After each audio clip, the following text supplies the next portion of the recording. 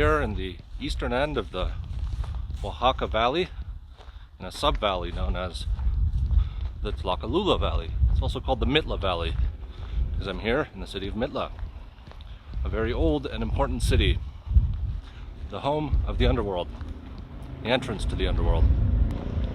People have been living here for more than 10,000 years. As you can see, there are mountains here, giant mountains on all sides, and in those mountains there are caves. And those caves have been studied, dug up, and analyzed by archaeologists, and they found that in those caves is some of the earliest evidence of domestication of plants in all of the Americas, dating back 10,000 years to the bottle gourd and corn and beans and squash. And in those caves there's cave paintings. Those cave paintings themselves are also very old. People have been moving around back and forth here, and the Zapotecs started off in the totally other end of the valley, the northern end of the valley. And when they came down here, they looked in those caves and they saw stone figures, statues, and dead bodies. And so their creation myth says that we live now in the era of the fifth sun. The sun we have didn't exist before. It was born, according to them, in Monte Alban, and it rose from there. And the people of the fourth sun, people of the fourth world who lived here, when the sun rose from Monte Alban, they saw it and they were horrified because they'd never seen anything like it in their lives. What is that thing? Where did it come from? That wasn't there yesterday. So they say that the people of the fourth sun ran back into their caves, and there they turned into stone out of horror of the sun. And after having explored this area, they discovered that there was a massive, massive network of caves. It's the entrance to the Underworld. And so they decided to build some massive temples here, dedicated to death and the Underworld. This is Mitla. So on the top here,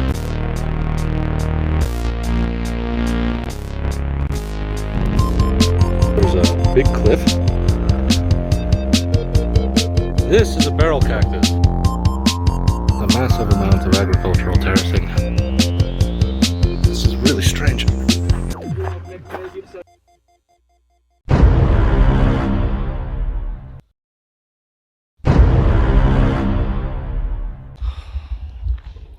Behind me is the group of the columns here in Mitla. This is one of the most famous Mesoamerican sites. It's been explored since the 1500s when the Spanish got here.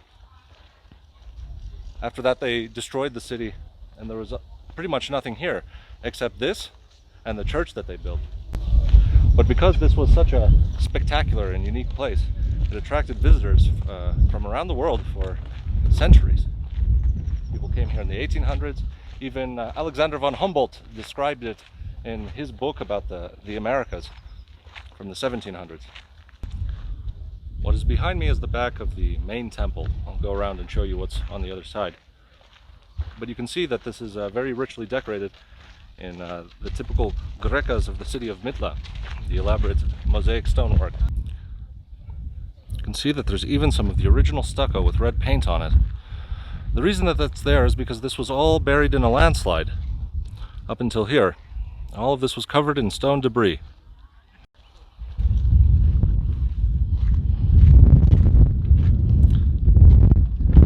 Especially well preserved on this side.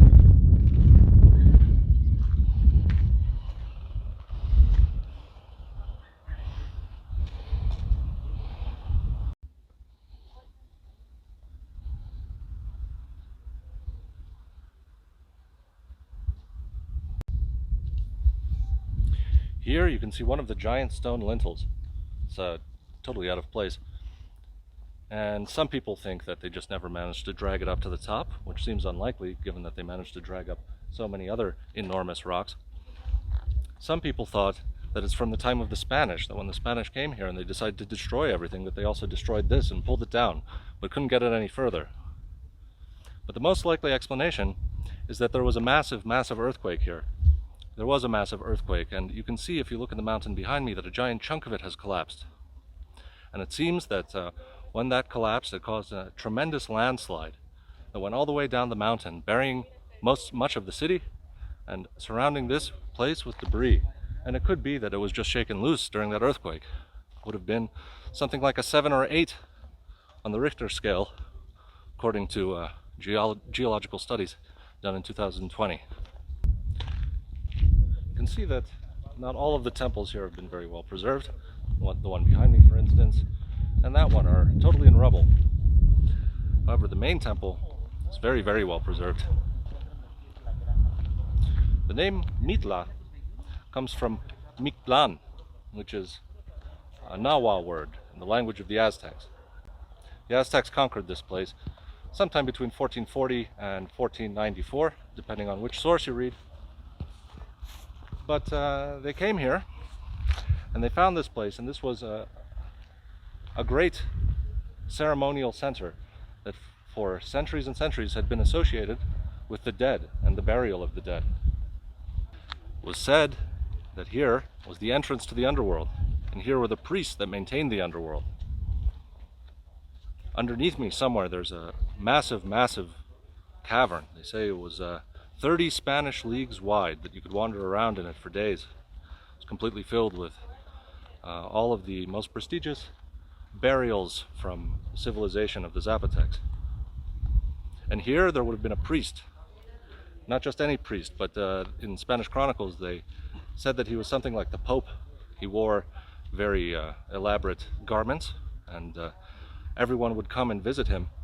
And here there were several other buildings, because nobody dared step foot where I'm stepping foot right now, because that was the patio of the priest.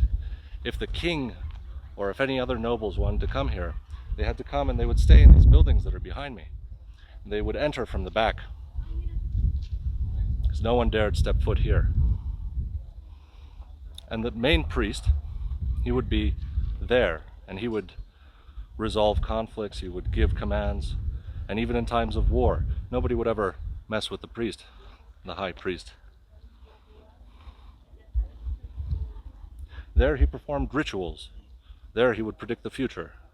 There he would communicate with spirits in the form of statues by doing rituals involving great amounts of incense and probably burning psychedelic drugs. And then he would go into a trance-like state and have contact with the underworld. And when he would come out of that state, he would say everything that he had learned from everyone's ancestors.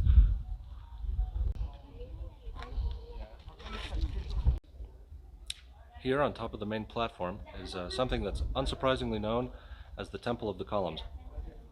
And here, there may have been a roof in place above, but it's not clear. It's also thought it may have been an open courtyard.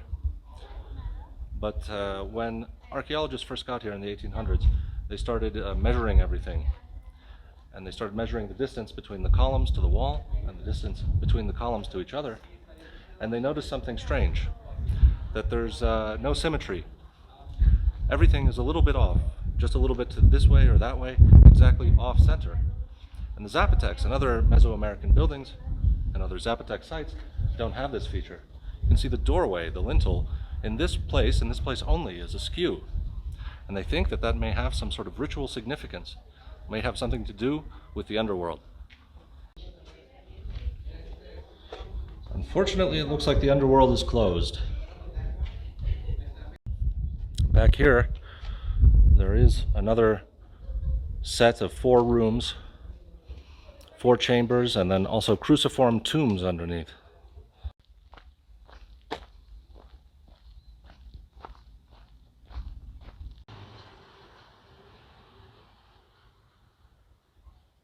Some of these are in a much more ruinous state than others. And it's thought that the reason why is that those are the ones that the Spanish used to get stones to build the church. For instance, there's pretty much nothing left on top of this platform. But here, the Columns Group has a second plaza. And this one is still quite intact.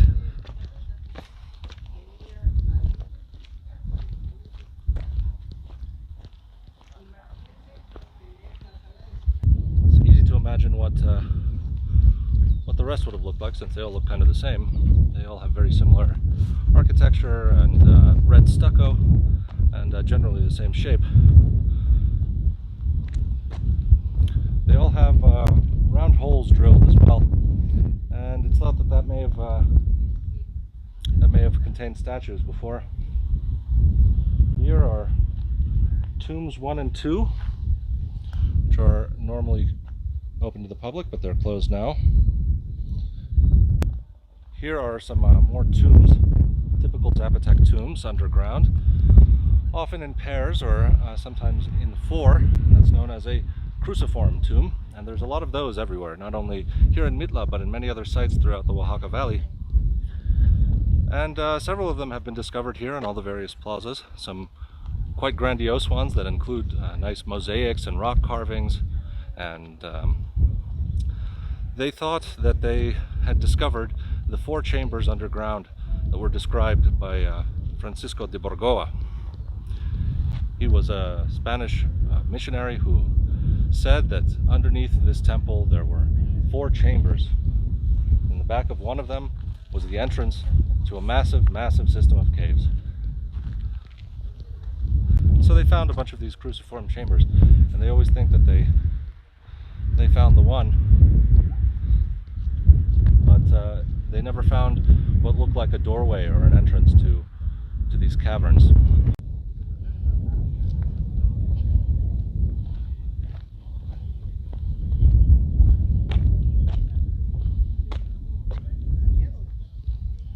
Human sacrifice was practiced here. In the main temple, they would bend someone over and rip their hearts out with a giant knife.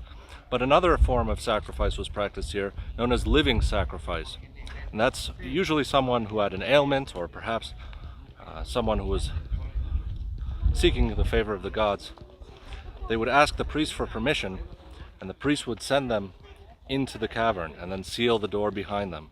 And then they would wander through there in the dark until they died of hunger and thirst and added to the pile of corpses in the underworld. It was considered a great honor. And it only happened here because this is where the underworld was.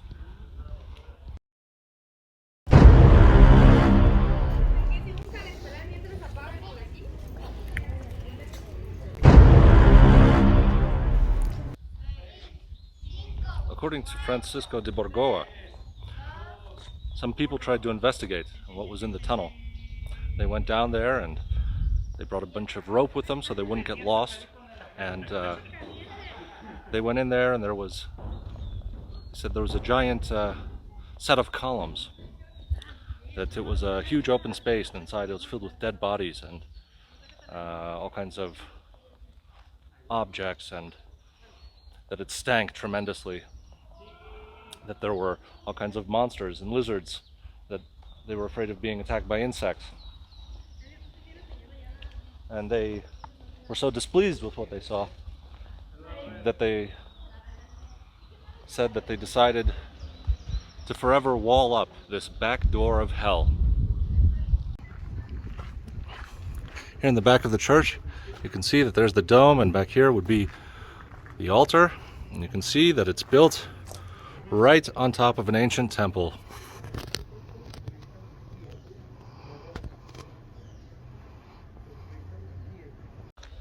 You can see that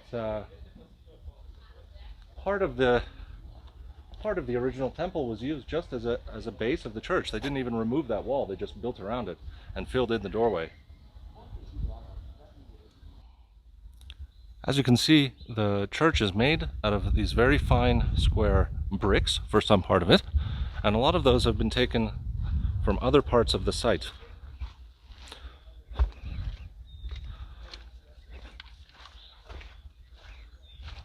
You can see at some point they ran out of it and they had to start making their own, or perhaps that just comes from a different building. Overall, the North Group seems to be older than the Columns Group or Well, the Arroyo Group might be even older still, but still it seems like one of the oldest ones. And so it might make sense that if there was some sort of ancient passageway that was very important to the Zapotecs, that it would be located in the older group and not in the columns group. According to Burgoa's account, there was 4 passages above, 4 rooms above, and 4 rooms below.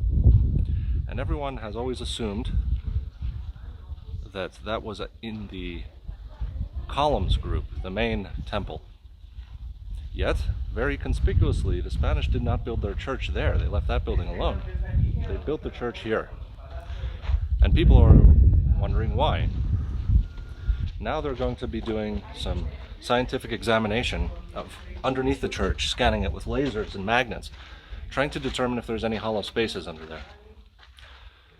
Because it seems that if you were trying to seal up the gate of hell, as the Spanish were doing, that you would build the church right on top of it. So right now they suspect that that entranceway lies directly underneath the main altar of the church.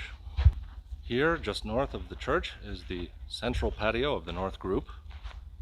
It's the largest one, and it features all of these rather interesting patterns, these mosaic stone works that are unique to this site in all of Mesoamerica. Also, there's only the patterns are all kind of similar, but they're all unique, and it's thought that they would represent different families, different dynasties, that these were originally patterns that were in fabric, something like a Scottish tartan, that only certain families wore certain patterns, and that's commemorated here. Don't know who wore what, or what they all signify, but these are very stereotypical of Mitla, and you see them still to this day. They use them to decorate the city, and they weave all kinds of fabric that includes these materials. This one in particular is famous.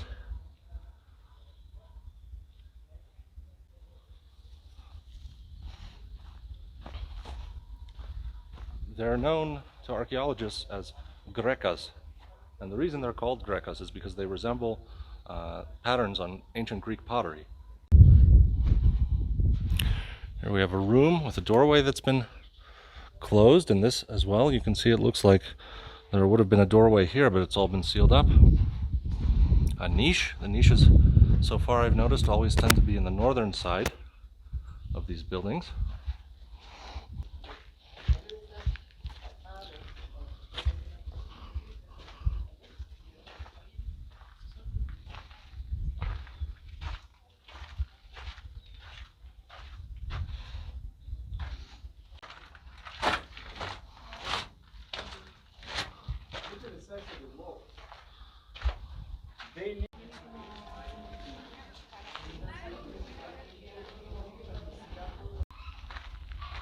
This is the north section of the North Group, and here there's something very remarkable, which is preserved paintings, preserved murals here on these lintels above the doors. These lintels were necessary in Zapotec architecture. They didn't have another way to make a grand doorway other than having a giant rock up there. So what they did was they made these panels that were covered in stucco, and then they painted images on them. And it's thought that this space in particular was a religious space, and the reason that we think that is because of these murals over here. If you look at them, they have some symbols all over them, some drawings. You can make out little bits of some animals and some faces, and up there a bunch of circles. Now, it's very hard to make sense of this on its own, but we have a broader context for this. There's all kinds of books that were written by the Mixtec, and they contain very similar symbols. And those were even written in the era of the Spanish sometimes, and we know what they say, and we can read them. And a lot of those things repeat here. And even by just looking at these little scraps of symbols, we you can figure out that what's being depicted here has to do with certain events, celestial events.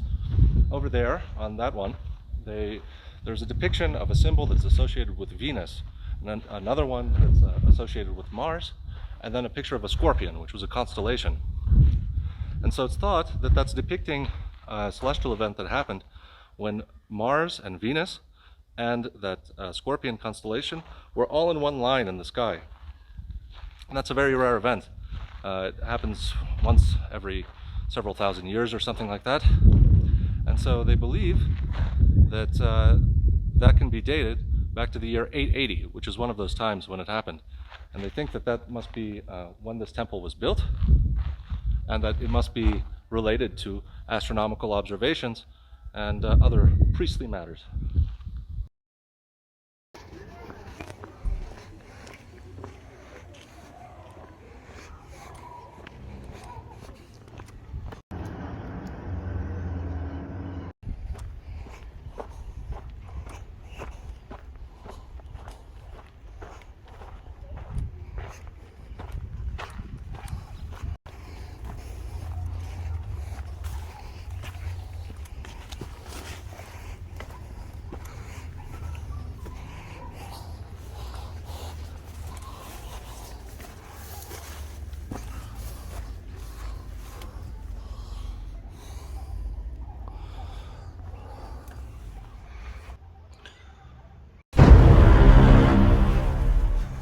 Here is another site. It's called the Arroyo Group.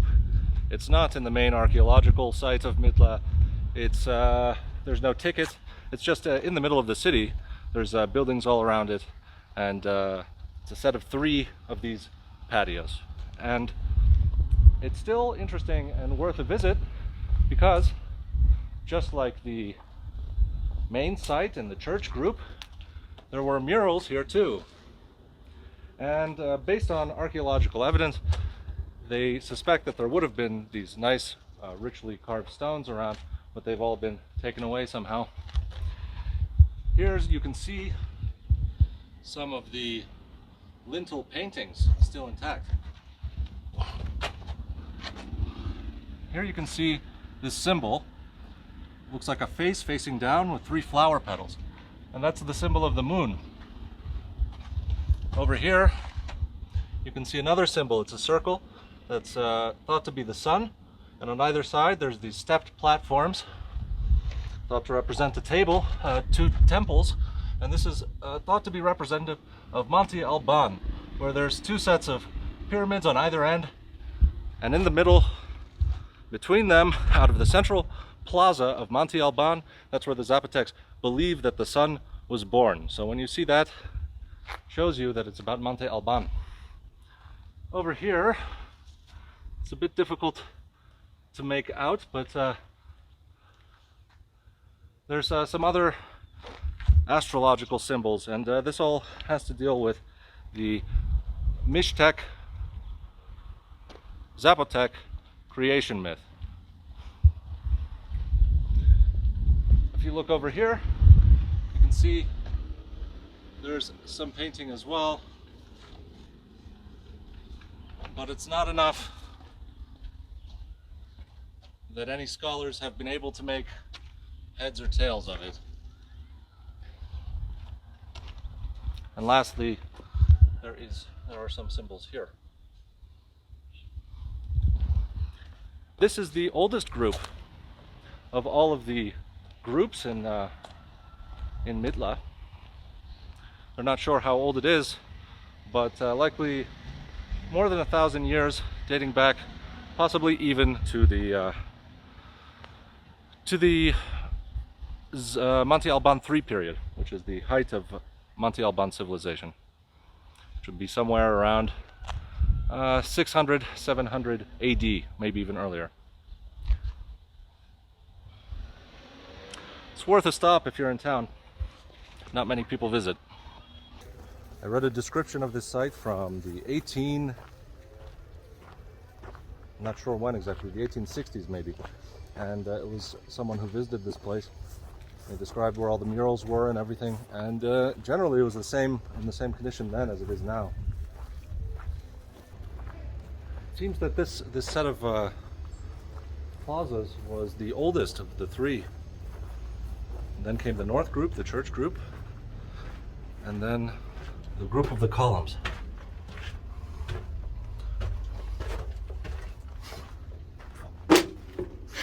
Filled with bugs in there.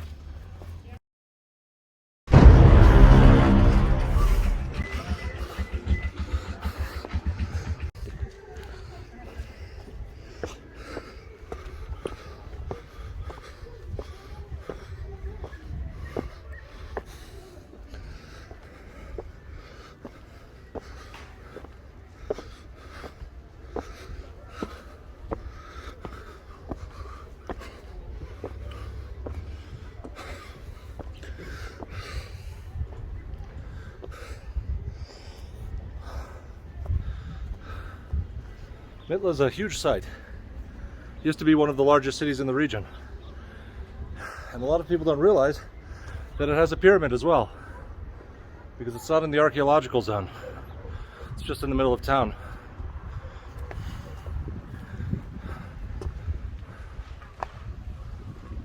This is called the Adobe Group. As you can see, that a lot of it is made out of adobe bricks. And this church on top is where there would have been a temple in the past.